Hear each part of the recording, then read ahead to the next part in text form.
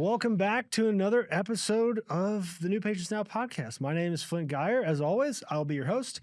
And today I have possibly the highest profile guest we will ever have, unless in 2 months she breaks yet another record. I've got Danielle Haase or Hayes? Hayes. Okay, good. I should have asked that before we started, but That's okay. we don't edit anything on this show, so I now have no choice. But Danny, thank you so much for joining, coming to us from Terre Haute or Terre Haute, Indiana. Terre Haute. Two things I should have asked for before we got started, but here we are. Someone named Flint Geier, everybody gets that wrong all the time, so I guess I just roll with the punches. But Danny, thanks so much for joining me today. To let you guys know a little bit about Danny, so she has been working in the practice she's in today for almost 10 years now, and has been certified through the 5-star certification program that we do with all of our member offices for 6 years and 10 months consecutively. So literally every single month, she has not only been willing to be rated in her performance of new patient calls, but she has gotten either a 4 or a 5. I have to imagine most of those have been 5s for literally almost 7 years. And so she is currently number 1 on the leaderboard of all 3,000 team members who are in that program, and was one of our winners for National 5-Star Certification Day Celebration Challenge. I'll talk a few more stats that her team shared with us. But Danny, thanks so much for joining me today. Thank you. I'm excited to be here. Awesome. And on top of that, I'm sure you also have other things going on in your life. So like married, kids, what's the outside of the office? Yes, I am married to my husband, Chad. We have been together about 13 years now. Oh, wow. We have 3 kids. We've got a 11-year-old, 8-year-old, and a 4-year-old. So our 2 oldest play travel soccer. So we are always on the go, always doing different things, and we stay very busy. So Yeah, no kidding. My sister did the whole travel soccer deal, and it was it's not a joke. Okay, so not only every day. maintaining certification for almost 7 years, but very busy outside of the office as well. And as somebody who's only been married for a little bit less than a year, maybe you have some tips for me. I need all the advice I can get. Awesome. So Danny, you've been there now for a long time. And what is your official role? What is your, what quote unquote job in your practice today? What's the practice name? Where are you guys? Tell me a little bit about you and your team. Yeah, absolutely. So I'm really sorry, my printer is going in the background, but I am our call center team leader. So we have 3 practices in one. So we are dentistry just for kids, which is our pediatric practice, TK orthodontics, which is obviously our orthodontic practice, and then Elite Smiles Dental is our general dentistry practice. So call center team leader of all 3 of those. I have a team of 6 right now. We're looking to add another one. So we've been doing lots of interviews, and we answer for all 3. So yeah. Wow. Okay. So if I'm somebody listening to this and I'm maybe you 9 years ago, right? So when you first started, right? So now we're managing a team that serves 3 different practices, call it under one umbrella, if you will. When you first came into the practice, what did you get hired as? So I was actually a chart puller. So I literally pulled paper charts out of the wall because Dr. Steve did not want to go to digital charts. So that's great. That's what I was hired as. I did some walkouts and I pulled charts every single day. So, and I think back then I think when I got hired, I was number 17-ish on the team. So we had close to 20. Now our entire team is a team of about 100. So we've had a ton of growth over the last 10 years. That's fun. So so you get there, you're literally pulling charts. I love that. You're just like Yeah. she's like, I'm not doing digital. I'm gonna get somebody to do that. Okay. So how long did you do that? What was that kind of progression like for you? Yeah, it was pretty fast. So, within the first like 6 months or so, I was doing more walkouts, working with patients, presenting treatment. And then it was probably a couple years of that. And then our office manager came to a scheduling institute training, and she came back and they had talked about opening a call center during that training, and she came back and she was like, we need to do this, we need to have a call center. She was like, I think you'd be great at this. I had some previous call center experience at a bank. I think that's why she picked me, because I was the only one that had any experience like that. But yeah, it's been great. We've When I first started as call center team leader, it was only me. I was the only one that did it. And back then we didn't have our general practice, so it was just dentistry just for kids and TK orthodontics. But it's been wonderful. I mean, our new patient numbers have skyrocketed. It's just been tons of growth since then. But yeah, I mean, when we first started our call center, it was just me, and I think it was probably 3 or 4 months after that we hired one more. So then it was Yeah. two of us, and then it's just been growing since then. That's fun. That's cool. I Yeah. love that. I was the team lead. I was also the only person in there. Yeah. So, lead Yes. of myself. I didn't really have a team. So, but I think that's important, right? Because I think so Yeah. often people think about, when you think about the practice, right? So at that time, how many, like, do you remember how many total team members y'all had when you made that switch? I want to say probably close to 30 or Okay. 40, probably closer to 30. So it was Yeah. still, right? So it was still a Yeah. pretty decent sized team, and we were still Yeah. answering all the phones at the front desk. Yes. Okay. Yes. Absolutely. So I always think it's interesting that shift, right? So phones on the front desk, which, right, the Mhm. only reason everybody does it is because that's what the doctor with one team member who does everything has to do, right? It's like Right. literally because there's no choice. Right. So when that conversation first came to you guys and it was like, hey, we're going to get the phones off the front desk, what was the Mhm. initial reaction to that? Like, was it, yeah, that sounds great, I think it's going to be awesome? Or was there a little bit of hesitation? I think there was definitely a little bit of hesitation. I was really excited about it because it was something new for me. But yeah, the team was pretty nervous about it. Didn't really know how that was going to go. Especially just having one person, Mm, to answer the phones at yeah. first, but we still had those phones ringing just in case we needed, two patients call at the same time. It happens all the time. Right. So we still had that there, but it was once we kind of got into it and I got, a larger team and started hiring more people, Yeah. it was really smooth how everything just kind of fell into place, and we just kind of took the phones off of them, and then the people that were in front of patients didn't have to worry about the phone ringing while they were in front of the patient. They just got to focus, solely on the patient that was in front of them at that time, and then the same thing while you're on the phone. You don't have to be nervous because a patient's standing in front of you while you're talking to someone on the phone about their balance or trying to get Mm, them scheduled. You just don't have that pressure anymore. So it was really, honestly, once we got into it, pretty smooth transition into that. yeah. No, and I think, someone could possibly listen and say, well, you had 30 people. Of course you could do that, right? Um, what do you think, like, if you look back, do you wish you had done that sooner? Like, do you think that would have been good to do before you got to like 30 or 40 people? Or did you feel like that timing was good? Yes, I think that if we would have done it sooner, it would have been amazing. I mean, because you just don't have, you're able to actually focus on what you're doing, especially with new patients too. You get to just focus on getting them scheduled instead of having somebody standing in front of you. Like, I remember lots of times when Dr. C would walk a patient up to me and they're just standing in front of the counter, but I'm Right. on the phone trying to Classic. schedule someone, and you're trying to hurry on the phone, and you don't want to rush it. You want to give that patient on the phone, the attention they deserve, as well as the patient that's standing right in front of you. I mean, I think we could have done it when I first started, when I was number 17, or even if we had 10. Like, if you just have one dedicated person to that, It just kind of changes the game for everything, I think. Yeah. No, that's great.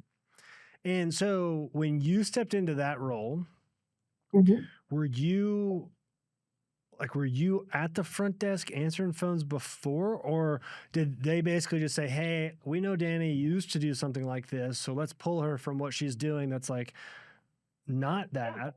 And like, how did that go? Yeah. Yeah, so I was definitely answering the Okay. phones, because everyone in our front office, we all did a little bit of everything. So we all did walkouts, we all did treatment, treatment plans, we all answered the phones, we all posted payments as they came in from insurance companies. So there was probably 6 of us that did everything. So I was already used to being on the phones. Um, but I wouldn't say that I was, 100% dedicated to it yet Mm, and passionate about it, because I was constantly focused on everything else that was going on around me. yeah. Is it really you're describing that shift from a bunch of like jack of all trades at the front essentially Mhm. to this first test of specialization. So when you guys made that switch and you moved to really taking ownership of what was going on with those calls, specifically, right, new patient calls, did you at that time like did you then own that statistic, or did that change over time where, maybe it was phones first and then like how did that work for you? Yeah. Yeah, so that was something that I owned pretty much immediately, was getting that goal of having the new patients, having our basing goal and really focusing on that. We had a basing goal before, before we had a call center, but nobody was really focused on that. That Mm. wasn't their main focus. So it was tracking was a little bit off. Nobody really tracked them as good as they should, and And when you say they we would. didn't track it as well as they should, are you describing the like number of calls that turned into appointments, or like, because to me that's the first place that I feel like is the easiest to kind of fudge. Yes, yes, absolutely. So one of the things that I track now that's my, main goal is our new patient conversion. So how many calls are actually turning into people Mhm. that are walking through the door? And before I was in that role, like that's not something that we tracked. It was just how many patients, and new patients were actually coming in. So we had the number every month, but we didn't know exactly, how many calls we were getting that were actually turning into new patients.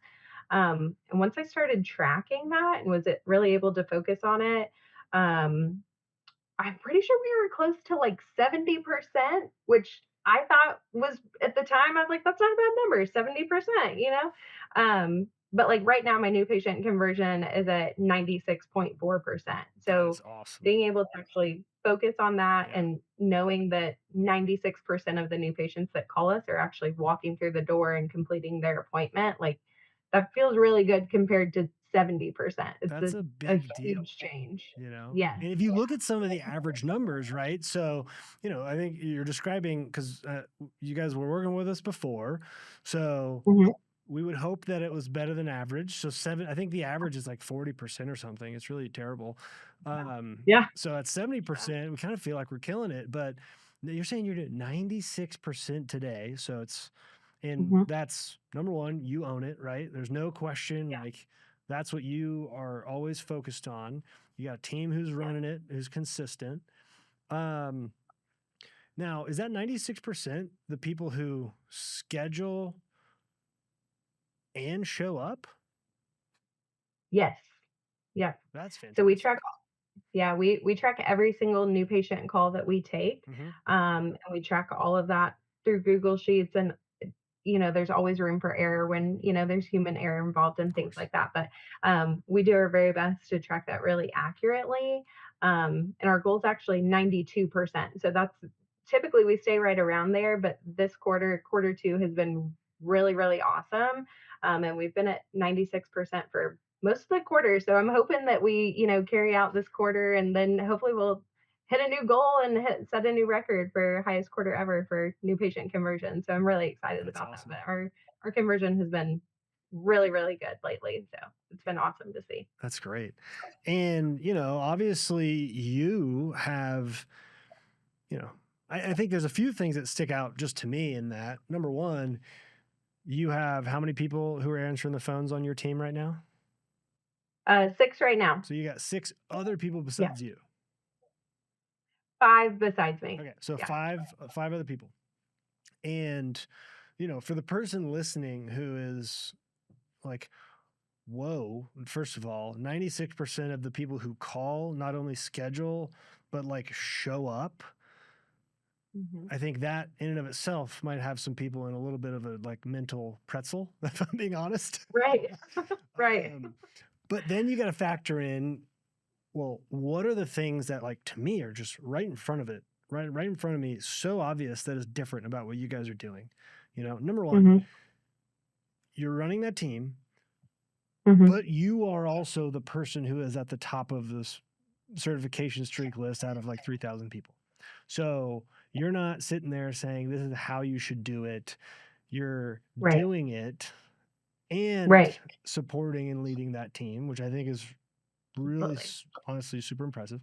But like, so for people listening who aren't members with us today, everybody who's on the phones that's in that program, they're rated on a monthly basis, so on a 1 to 5 star scale.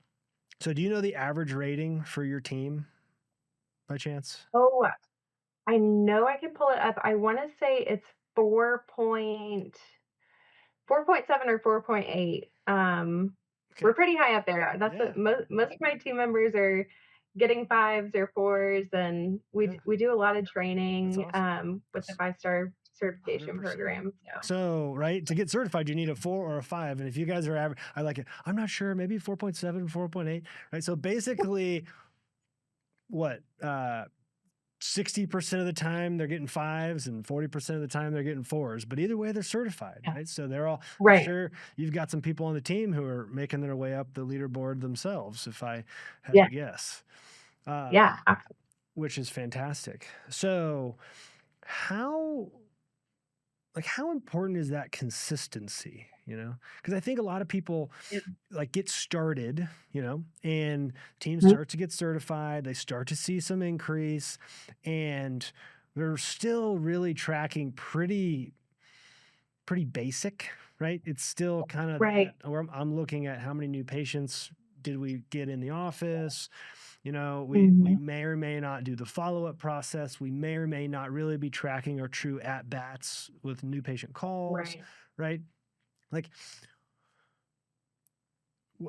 I guess the question is, how do you stay focused in that repetition when there's other stuff going on. Like you got life, you got Right. kids, you got team members, right? Human beings, right? Yeah. We all love like the complexity that is other humans, right? So, Yeah. so how have y'all been able to maintain that consistency over time, which I think has a big part to do in some of those results? Yeah, yeah. So I do, like I said before, I do lots of training with my team. But it's very easy for me. Like if I'm one week seeing a drop in our conversion, um, I'm pulling calls, listening to calls, seeing what's going on. If a patient no shows or cancels last minute, I'm gonna pull that call and see how that new patient call went. If a patient no shows, a lot of times the confirm and commit wasn't done. Mm, And so, we're not getting that confirmation that they're, coming to that commitment that they're going to show up to the appointment.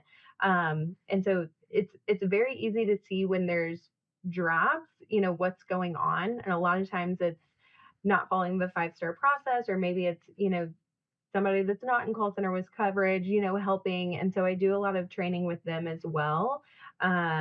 Just making sure, that the whole team's following that. And then, sometimes our team just needs a reset. And, if things aren't going right 1 month, like we're gonna reset, we're gonna, get back to it and make sure that the next month we're doing everything the way we should. And I'd like to reward my team as well. I mean, if they're doing a really great job, like I'm gonna go get them Starbucks. I'm gonna get them Seven Brew. Gonna get them, cookies, whatever it is to keep them yeah. motivated. So just trying to keep my team motivated and happy and consistent. I mean, I feel like that helps with it. Just constant, training and ways to improve and get better. And I'm always doing it too with them. So I think that helps that I'm not just, sitting there saying, well, oh, well, you guys did this wrong. Like, no, Yeah. I also make Yeah. mistakes sometimes, and but I'm right in it with them, sitting next to them every single day. So I would never ask my team to do something that I'm not gonna do.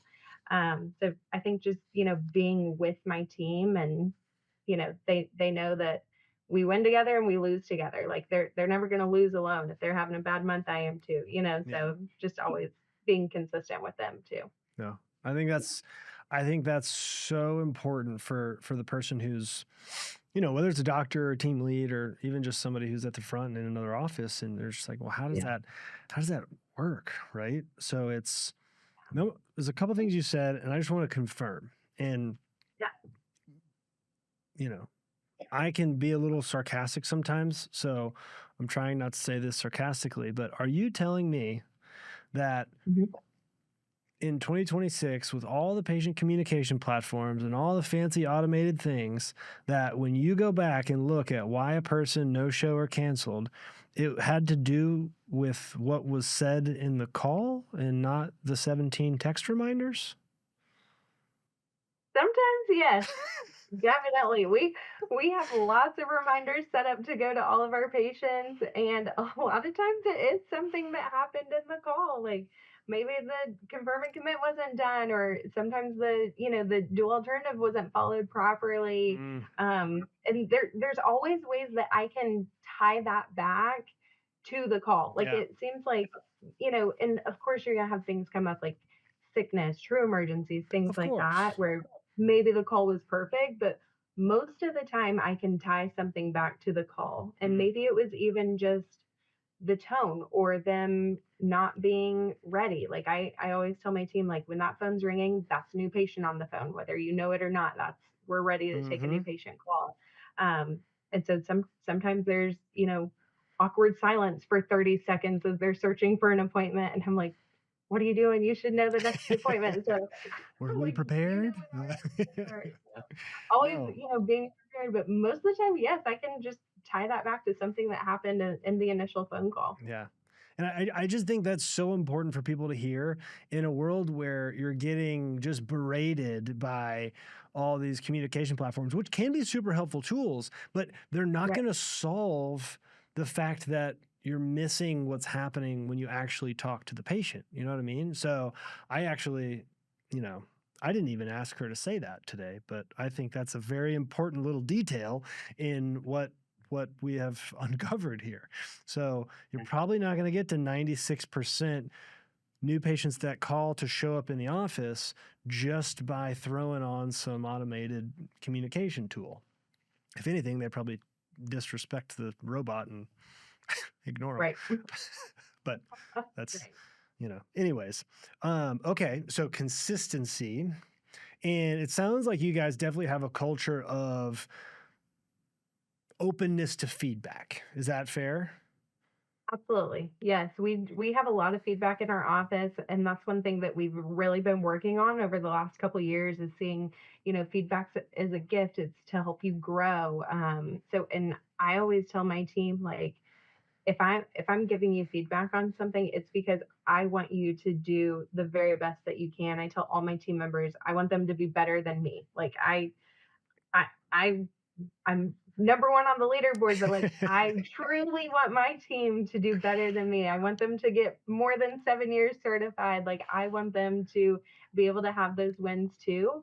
So yeah, I'm constantly giving feedback when they're getting off calls, or during our check-ins and things like that. So we're definitely open with feedback in our Yeah. office. No, I think that's such an important piece, right? Because I think a lot of people think that you can go about, trying to provide. I don't know how you do it. I don't know how you provide really exceptional, number one, service to the patients, but also get really good results if we're not okay saying when something is wrong. And so I think if you're out there and you think that that's possible, it Mhm. maybe it is, but I haven't found it yet. And everything you're describing to me is just like a consistent feedback loop, right? So, Yeah. because I do think, I mean, I will beat this number to the ground, but a 96% call to show up in the office rate is unheard of. So if you're listening and you want to get anywhere close to that, right? Because you're probably more like 50 or less. Unfortunately, it's just Right. the average numbers. Yeah. This is this is what it requires. This is what it takes. So that's awesome. So Danny, if you were to look back to day one, 9 years and however many months ago, right? Coming in to move charts, right? Yeah. Like, what did you think your experience was going to be? And can you even really like summarize what the reality was, right? Being in that office in a place that trains a ton with a doctor who gets, is working on himself as the leader a ton. Like, I don't even know if that's a good question, but how would you kind of like Yeah. explain what you expected versus what has happened over the last 9.5 years? Yeah. I think so. When I first came in, I knew nothing about dentistry. I was just looking for a new job. I didn't like where I was at the bank and just was looking for something new. And that was dentistry was something that I had never done before. I knew a couple people that worked at this office and they really liked it. So I was like, okay, I'll give it a shot and see what happens. So, but I don't think I ever thought I was going to be here for 10 years. I, kind of thought coming in that, I was going to come in and pull charts and that was going to be, a stepping stone to maybe something else in a year or so. But really, I mean, just being part of this whole company and the culture that our owners provide us. I mean, Dr. Steve's constantly going to trainings to better himself, but when he comes back to us, that's trickling down to our team. And our owners, they invest in us and really help us to grow. So I've done a lot of leadership training with them, with different sources. I've done things with Scheduling Institute and come to trainings there in Atlanta. So it's been amazing how much I've been able to grow, especially in my personal life too. I feel like when I first started, I was young. I had a young child. I didn't really know what I was doing in life. I was just kind of winging it. And just to see like how much I've been able to grow, my family's been able to grow just by being part of this. And I was honestly one day I just had a lot going on in my personal life, and I came to work and I think my office manager at the time, she knew I was having a rough day and she just sat down with me and she's like, there's a reason you're here and there's a reason that, you're here and you're great and we're trying to grow and, there's a reason that you're part of this. And it was kind of like things just started clicking for me and I didn't really, fully dive into the whole scheduling institute thing right at first. And then the more that I stayed and I realized, like, okay, this isn't just about, our company and, more collections and things like that. Like this is about taking care of our patients. This is about taking care of, our team. This is about taking care of myself. And I was able to just apply that to a lot of my life. And I, I definitely didn't think I'd be here today. Like I'm sure I thought I would be doing something else.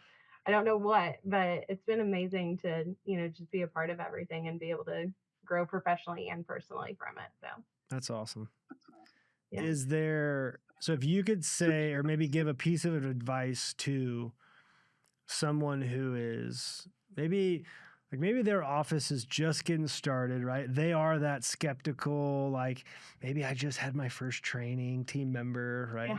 Like what advice would you give that team member who maybe thinks that whatever role they're in today is, that's the only role that there's ever going to be there for them. And that's, they got to Yeah. find the next thing. Yeah. I would just say to really have an open mind and dive in head first. I think when I started here, I was pretty closed minded.